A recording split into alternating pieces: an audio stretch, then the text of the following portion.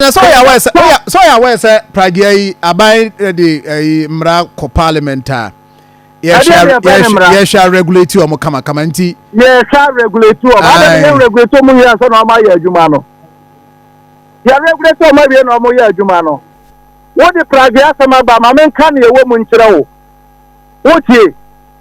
me tie sima ba ko bi bono to fama me na Prague na wo ho no legalization no omo kan no no legalization they cannot legalize Prague motorcycle no because one insurance be no be third party insurance be am Prague and motorcycle because one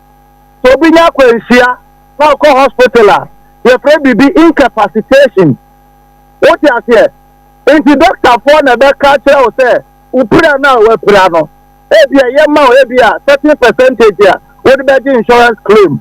na motor for no top omo a ono an spinal cord abu me sire mabu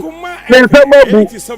what you say any say pira na we pray be tan nine any the insurance be benefit compensation in the amount the politicians no ada Ghana for it me catch you say wo aba go post adie no atena so no se no go so from na se upira kwen 10% na ya na poso mu ni bi mu unya bi wa na ye woka yo what you me adam so me da se after regulation 84 no me pa cho aha na hia no regulation 84 no ka se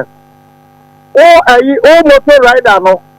opinion rider ni obi o ti we ti no se wo se sa boot na ye tenten no now the driver also no so shebi helmet also no so shebi elbow any knee bow cap also no so shebi any sa na ye de cover your spine no also no so shebi o che motor for na nam krom no a on be just car to sa na ma no